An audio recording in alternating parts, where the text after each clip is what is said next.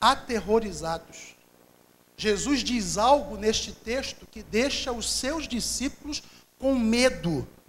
Jesus diz algo nesse texto que deixa os seus discípulos assim um tanto pensativos. Jesus diz assim: olha, se você realmente quer, negue-se a si mesmo, tome a sua cruz.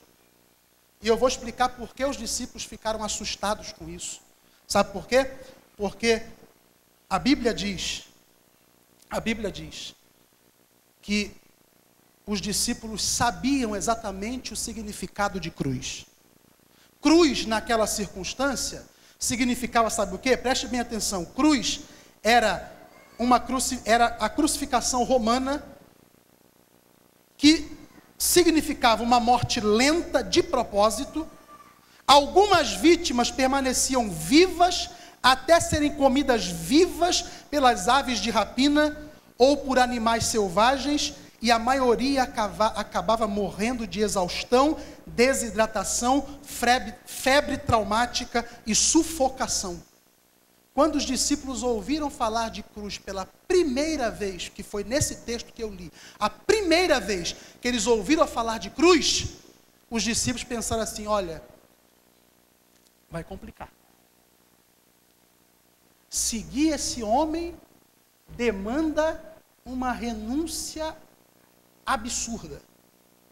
Seguir esse Cristo demanda um esforço tamanho a ponto de morrer. Eu vou explicar para você o que é cruz, para que você entenda.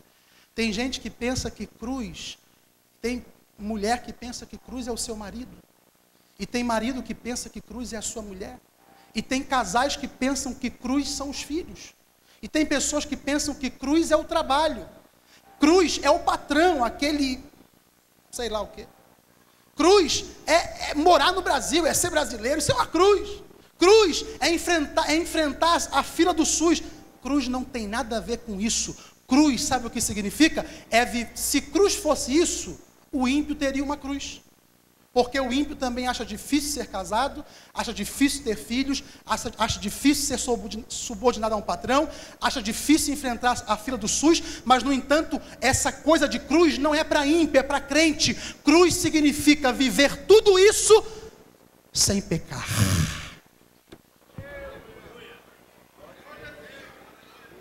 Cruz significa viver tudo isso em santidade e pureza. É por isso que é difícil ser crente. É por isso que crente é uma raridade nos dias de hoje. Porque ser crente é ser fiel, é ser íntegro, é ser santo, é viver em meio às aflições. Ei, você nunca deixou de ser um terráqueo. Você vive nesse plano chamado planeta Terra. Você nunca deixou de ser um ser humano. Você, apesar de estar caminhando gradativamente para a perfeição, você ainda é um homem e uma mulher sujeito a fraquezas. Mas viver carregando a cruz é suportar a responsabilidade do Evangelho sem pecar contra Deus. Isso é cruz.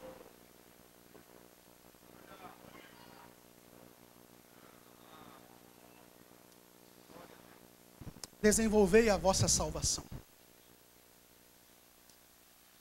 Existem pessoas que estão vivendo como se a salvação fosse qualquer coisa. Existem pessoas que estão vivendo como se o Evangelho fosse barato. Tem pessoas que estão vivendo o cristianismo de maneira tão vulgar e absurda, que estão servindo de tropeço para muita gente por conta disso. Queridos, eu lamento te informar, mas eu posso te dizer isso com base bíblica. A minha Bíblia diz, a palavra de Deus diz, o Evangelho de Jesus Cristo diz, que muitos procurarão entrar pela porta. E alguns naquele dia do juízo vão tentar se justificar diante de Deus, dizendo assim: ô Jesus, eu fazia parte do grupo. Jesus, eu estava na congregação. Jesus, eu cantava e tocava instrumentos e até expulsei demônios no teu nome. Só que a Bíblia diz que só vão entrar no reino de Deus aquele dia os que viveram num caminho estreito. Os que percorreram no caminho estreito, porque... E queridos, deixa eu desmistificar algo aqui. E eu também não sou dono da verdade, eu aprendi isso e vou partilhar com você. A gente pensa que porta larga é apenas o mundo. Porta larga é o mundo e porta estreita é estar na igreja. Porta larga é o ímpio que vive na iniquidade e porta estreita é aquele que vive no rol de membros da igreja. Não, porta estreita é aquele que vive uma vida de santificação. Porta estreita é aquele que recusa o pecado. Porta estreita é aquele que aceita Cristo não uma vez na vida, mas aceita Cristo todos os dias da sua vida. Que arrependimento medíocre, que arrependimento profano é esse que alguém diz que se arrependeu na década de 70 e diz que é crente e vai para o céu? O arrependimento tem que acontecer hoje, debaixo de lágrimas e de muita oração e clamor. Bendito seja o nome do Senhor Jesus.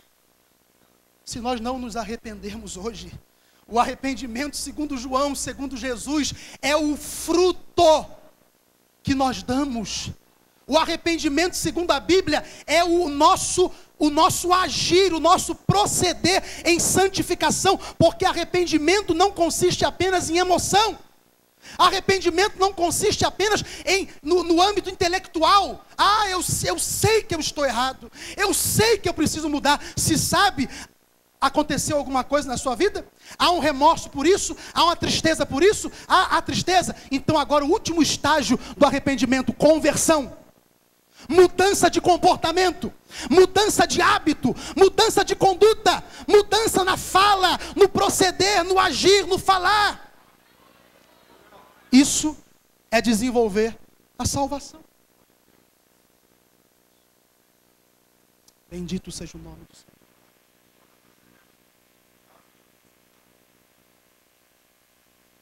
Porta estreita é carregarmos esse corpo propenso ao pecado, sujeito às falhas. Porta estreita, Adriel, é suportar as fragilidades pertinentes a essa pessoa aqui, ó, que sou eu e você.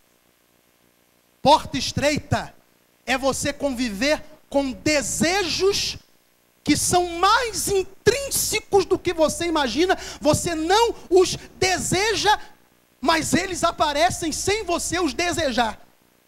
Porta estreita é você ser um humano, mas procurar todos os dias ser um homem espiritual.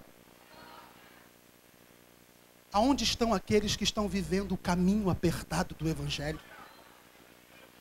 Eu tenho ouvido horrores, eu tenho ouvido coisas tenebrosas, eu tenho visto coisas terríveis. As pessoas estão vivendo uma vida vazia de Deus, uma vida distante dos propósitos de Deus, estão vivendo na desobediência, estão vivendo completamente distintas do propósito, e estão dizendo que estão indo para o céu. Queridos, eu estou aqui como um doutor da sua alma, e eu não posso deixar você sair daqui com este câncer do pecado, da desobediência dentro do teu coração. Eu preciso te falar a verdade.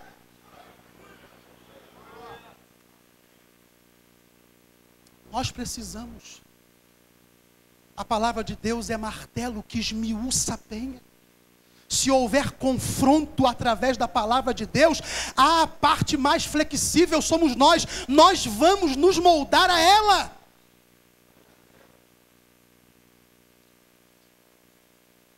Quem está entendendo a voz do Senhor? Irmão Tiago, o que significa desenvolver a salvação? É ser santo em toda maneira de viver. Qual foi a última vez que você fez as coisas para a glória de Deus? Qual foi a última vez que você engoliu a seco por causa da glória de Deus? Quando foi a última vez que você levou para casa um problema entalado na garganta simplesmente por causa da glória de Deus? Quando foi a última vez que você tomou um copo d'água para a glória de Deus? Queridos, viver o cristianismo é viver para a glória de Deus em toda a nossa maneira de ser. Agora, eu gosto de Jesus porque ele nunca mentiu para ninguém. Um escriba procura Jesus e diz assim: mestre, eu vou te seguir. Olha, um escriba poderia aumentar o ibope de Jesus. Um escriba, ele poderia ser, quem sabe, um grande referencial para o ministério de Jesus. Jesus andava com pecadores, Jesus andava com pescadores, Jesus não tinha um colégio apostólico requintado e refinado. Puxa vida, você escriba, você quer me seguir? Aí Jesus vai lá dentro do coração do escriba. Jesus vai lá dentro da intenção do escriba. Jesus percebe que a motivação daquele homem era uma motivação equivocada. E Jesus olha para ele e diz assim: olha, as raposas têm seus covis, os passarinhos têm os seus ninhos, mas eu não tenho onde reclinar a cabeça. Sabe o que Jesus viu? Uma motivação errada naquele escriba. Sabe o que Jesus viu? Alguém que queria segui-lo por conveniência. Sabe o que Jesus viu? Alguém que queria segui-lo por causa do conforto e da segurança. Quantas pessoas seguindo a Cristo com este afã? Quantas pessoas aderindo a esse evangelho descafeinado, inútil? Eu posso dizer que é um evangelho, se é que é evangelho, é inútil. Ele não muda a vida das pessoas, pelo contrário, ele engana as pessoas. Ele diz para quem não deve que está no caminho certo. Ele garante a alguém uma vida boa. Ele garante a alguém uma vida de sucesso. Eu estou aqui para dizer a verdade para você. Se você não se converter, se você não aceitar os propósitos estabelecidos pela palavra de Deus, se você não for obediente na íntegra, se você não tiver uma vida santa, uma vida redimida, uma vida transformada, infelizmente, você vai dar com a cara na porta do céu. Jesus olhou para aquele homem e disse assim: olha, você tem mais intenções.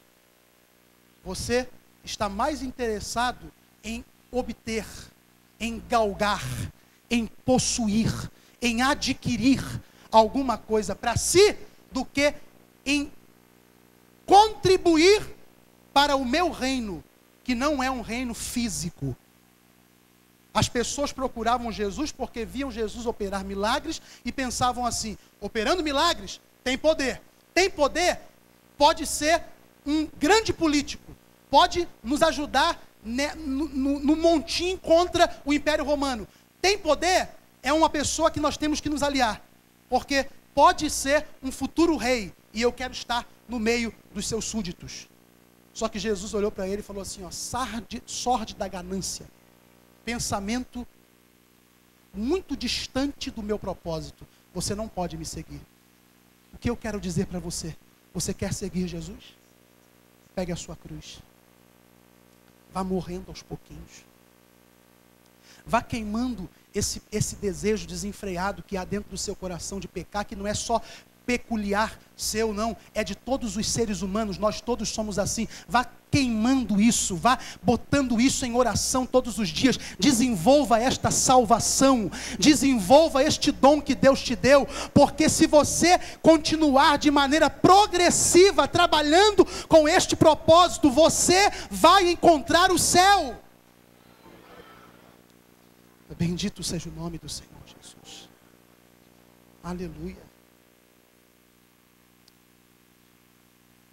Depois Jesus olha para outros 2 cidadãos e diz assim: ei, vocês não querem me seguir? E eles disseram para Jesus: olha, deixa-nos sepultar. Ou um deles disse: deixa-me sepultar o meu pai. Talvez você olhando assim, sem uma perícia, você pense assim: olha, nada mais justifica se isso não justifica. Justifica. O cidadão quer sepultar o pai. Só que sabe o que significa a expressão sepultar pai? Era uma figura de linguagem muito comum que traduzida quer dizer: vou esperar até receber a minha herança. Sabe o que significa sepultar pai? Meu pai, ele não está nem doente nem velho, mas eu vou esperar ele envelhecer e adoecer e morrer. Porque quando ele morrer, eu vou lucrar com a sua morte, eu vou receber aquilo que me é de direito, e depois eu fico livre para te seguir. E tem mais, era uma das rígidas obrigações da sociedade judaica. Todo judeu deveria fazer isso que esse homem disse. Só que Jesus, ele está acima da religião. Jesus, ele está acima da formalidade.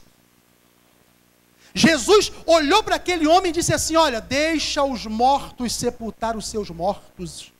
Falando isso no sentido espiritual, a eles que estão mortos espiritualmente, deixa eles. Você que quer vida, venha, me segue e me coloque como prioridade da sua vida. Me coloque como o número 1 da tua vida. Eu quero ser o teu Deus, o teu guia, o teu professor, o teu Senhor. Você precisa me priorizar.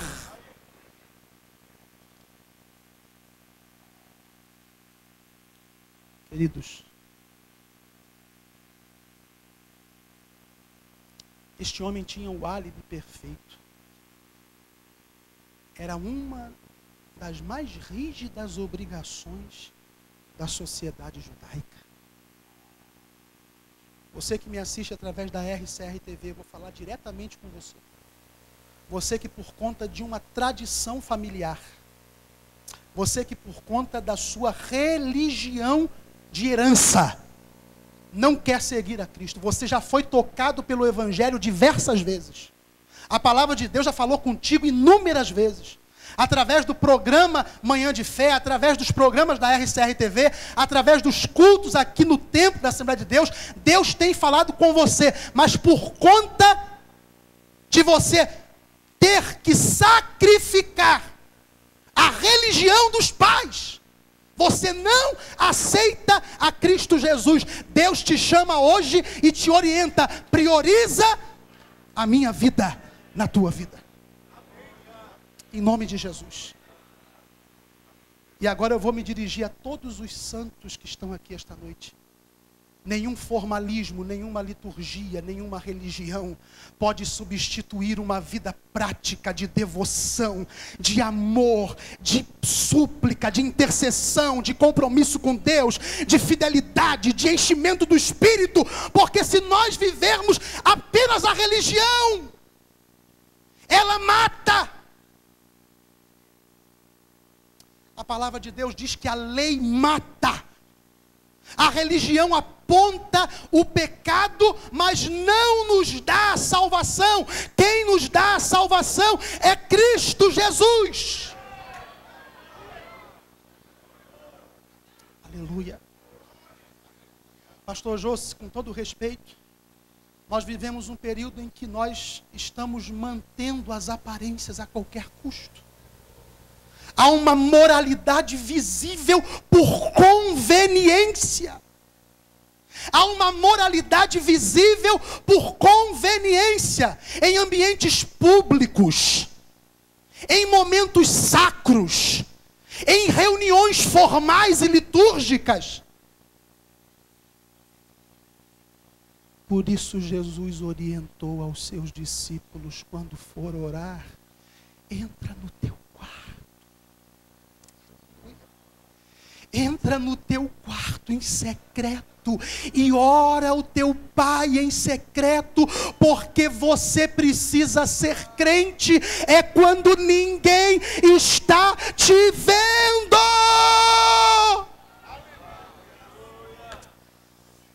Meu Deus.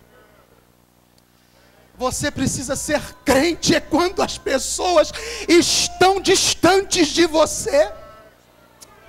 Você precisa ser fiel a Deus em todo momento. Tem gente mais preocupada com a reputação do que com o caráter. Reputação é o que as pessoas pensam que nós somos. Caráter é aquilo que somos.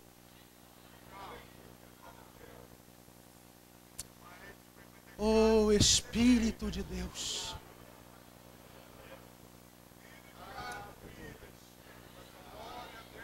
Oh, Espírito Santo.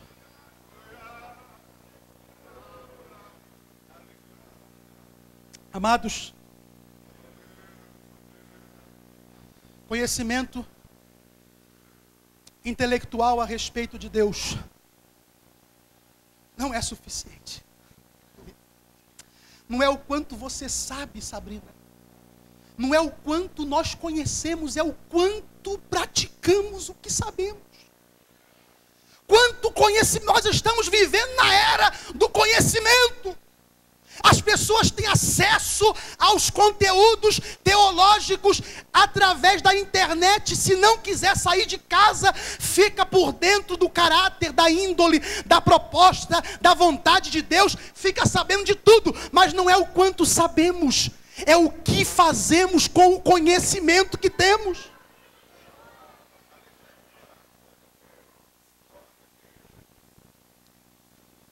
Se conhecimento intelectual a respeito de Deus valesse alguma coisa, os demônios estavam salvos. Porque a Bíblia diz que eles sabem quem Deus é. Eles creem e estremecem, mas não obedecem uma vírgula, uma palavra daquilo que Deus diz. Eu vou ter que ir um pouquinho adiante para nós terminarmos. Olhe para mim aqui, você que está na casa de Deus há alguns anos. Eu falo isso com temor e tremor. Eu não estou falando isso com um sentimento de soberba, de ostentação, porque nós estamos na mesma batalha, estamos no mesmo caminho, estamos na mesma direção e almejamos o mesmo fim, que é o céu. Escute aqui o que eu tenho para te dizer. Você que ocupa um cargo, você que é obreiro, você que é um mestre, você que é um ensinador, você que é um ancião, você que já tem um currículo, escute o que eu vou te dizer. Ministério não significa salvação. Algumas pessoas vão chegar diante de Deus naquele dia e vão dizer: ei, eu fiz um serviço no teu nome. E Jesus vai dizer: apartai-vos de mim, porque não vos conheço. Vamos estar de pé. Será que o coral pode cantar aquela canção Tocou-me? Por gentileza, Adriel. Eu quero que você se concentre agora, porque o Espírito está aqui.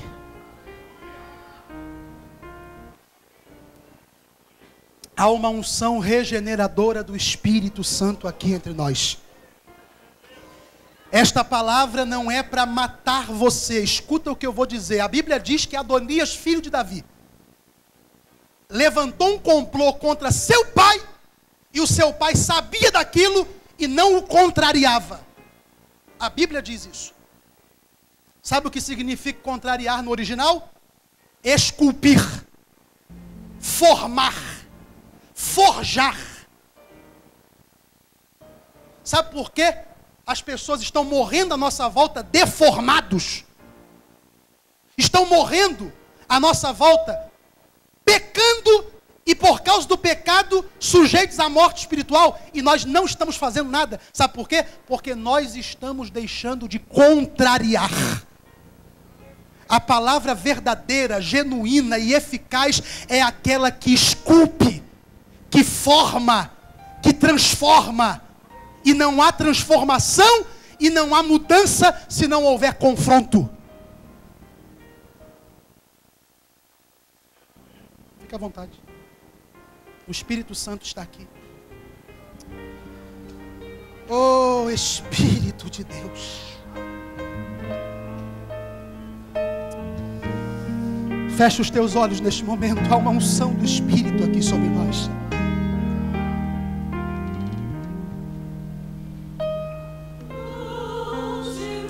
Espírito, faz a tua obra.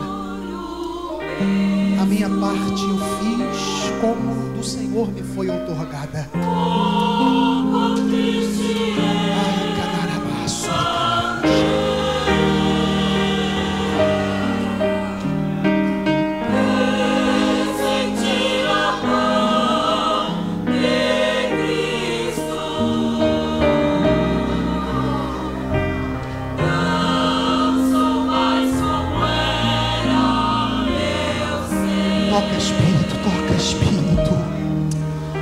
Espírito, agora suscita vida.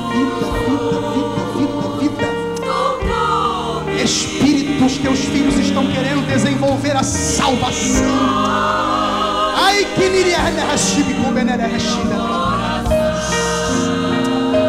Espírito Santo de Deus.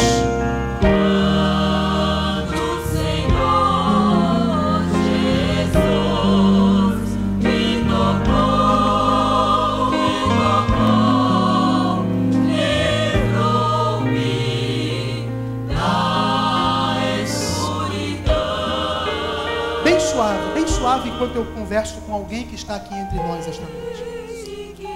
Eu quero me dirigir a alguém aqui esta noite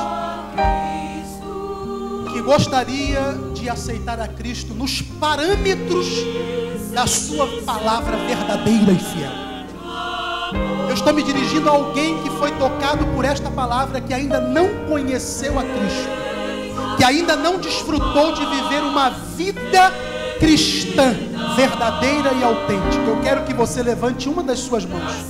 Eu quero conhecer você. Aonde está a pessoa que quer se entregar a Cristo esta noite, que quer aceitá-lo?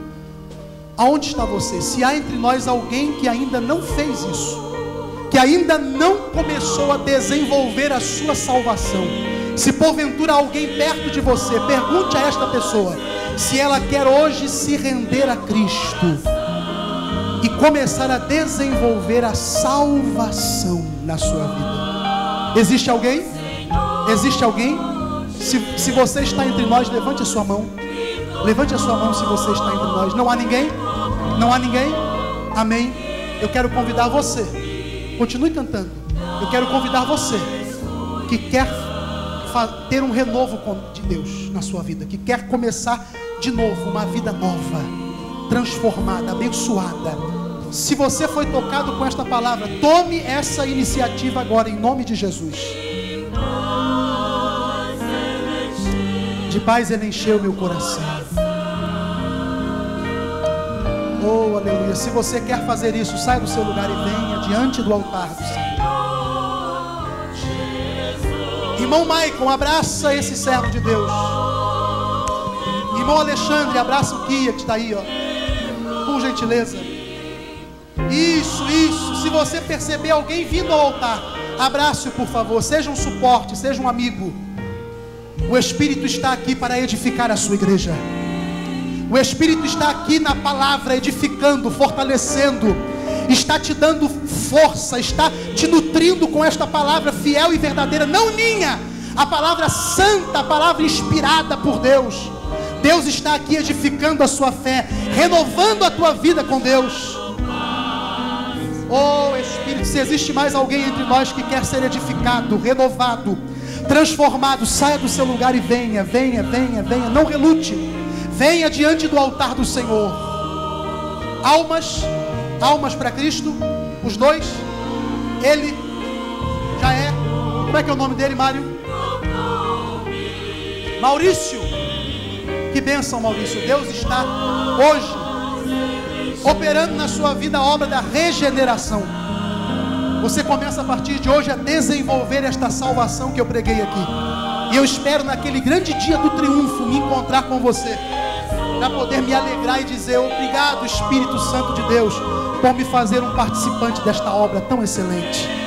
Oh, aleluia, bendito seja o nome do Senhor Jesus. Vamos orar? Vamos orar? Dê a mão à pessoa que está ao seu lado, dê a mão.